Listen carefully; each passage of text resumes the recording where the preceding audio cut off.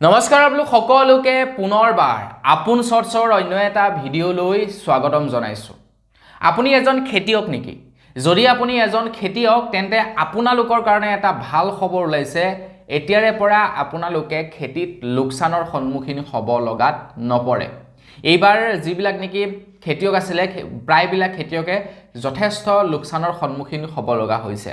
বন্ধাকবি বন্ধাকবি মানে 1 কেজি বন্ধাকবি 1 টকা দিওঁতেও কিনোতা মানুহ নাই কিছু জায়গাত। ঠিক তেনে ওয়েস্ট বেংগল বিহাৰ এই জায়গাত 1 টকা কেজি বন্ধাকবি 1 টকা কেজি ফুলকবি দিওঁতেও কিনোতা মানুহ নাই।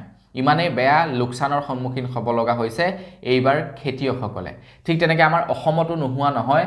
আমাৰ অসমৰ খাৰুপেটীয়া বজাৰতো ঠিক তেনেকুৱা ধৰণৰে কথা।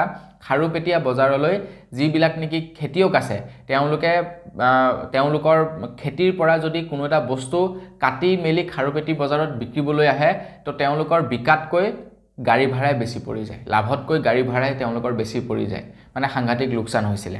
অকল অসমতেই নহয়, অসমৰ লগতে বিভিন্ন ৰাজ্যত এইবাৰ খেতিয়কৰ একেই অৱস্থা। বহুত লোকচান হৈছে খেতিয়কবিলাকৰ।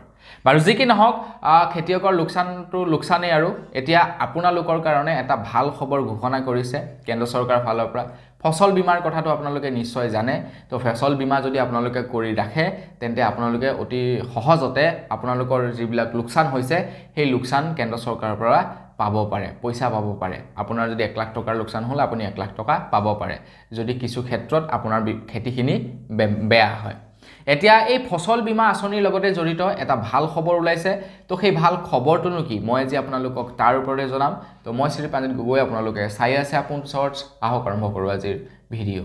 আজিৰ ভিডিঅ'টো আৰম্ভ কৰাৰ আগতে লাইক এটা কৰিবলৈ নাপাহৰিব আৰু চেনেলটো যদি এতিয়ালৈকে ছাবস্ক্ৰাইব কৰা নাই তেন্তে চেনেলটো ছাবস্ক্ৰাইব কৰি দিয়ক। আপোনালোকৰ খেতিয়ক কৃষক বন্ধু যদি আছে তেওঁলোকলৈ এই ভিডিঅ'টো শ্বেয়াৰ কৰি দিয়ক, সকলোৱে যাতে এই ইনফৰমেশ্যনটো জানিব পাৰে।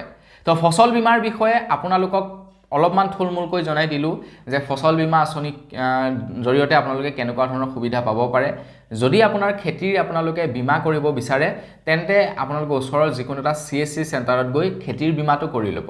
আৰু খেতিৰ বীমা কৰাটো অত্যন্ত প্ৰয়োজনীয় বৰ্তমান সময়ত। কাৰণ কোন সময়ত বতৰে কেনেকুৱা বিধি পথালি দিয়ে সেইটো কোনেও ক'ব নোৱাৰে।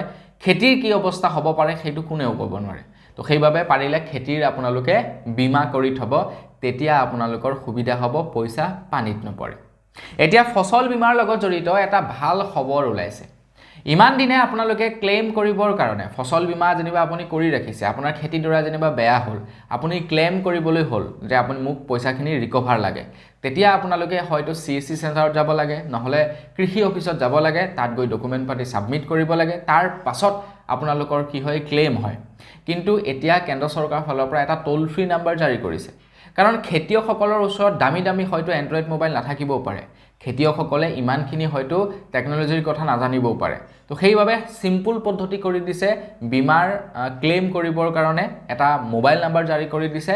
সেই মোবাইল নাম্বাৰটোত ফোন কৰিলেই খেতিৰ ক্লেইম কৰিব পাৰিব। এই নাম্বাৰটোত কেৱল ক্লেইম কৰিবৰ কাৰণে বনোৱা হৈছে। মোবাইল নাম্বাৰটো ছেভ কৰি ৰাখক যদি আপুনি এজন খেতিয়ক হয়। মোবাইল নাম্বাৰটো হৈছে 14447। এই নাম্বাৰটো অত্যন্ত প্ৰয়োজনীয় খেতিয়কসকলৰ কাৰণে যিসকল খেতিয়কে ফচল বীমা কৰি ৰাখিছে। তো তেওঁলোকে এই নাম্বাৰটোত কল কৰি এতিয়াৰে পৰা ক্লেইম কৰিব পাৰিব বুলি জনাইছে।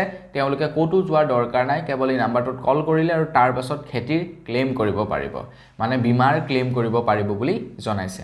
গতিকে আপুনিও যদি এজন খেতিয়ক, নাম্বাৰটো ছেভ কৰি ৰাখক, আপোনাক ইন ফিউচাৰ প্ৰয়োজন হ'ব। তো বন্ধু বান্ধৱীসকল, বছ আজিৰ ভিডিঅ'ত জনাবলগীয়া খবৰ ইমানেই আছিলে। খবৰটো জানি কেনেকুৱা লাগিলে কমেণ্ট কৰি জনাব। যদি ভাল লাগিলে লাইক এটা কৰিব, চেনেল যদি ছাবস্ক্ৰাইব কৰা নাই ছাবস্ক্ৰাইবটো কৰি ল'ব। পুনৰ এটা ভিডিঅ' লগ পোৱাৰ আশা কৰিলোঁ। বিদায় মাগিছোঁ, ধন্যবাদ।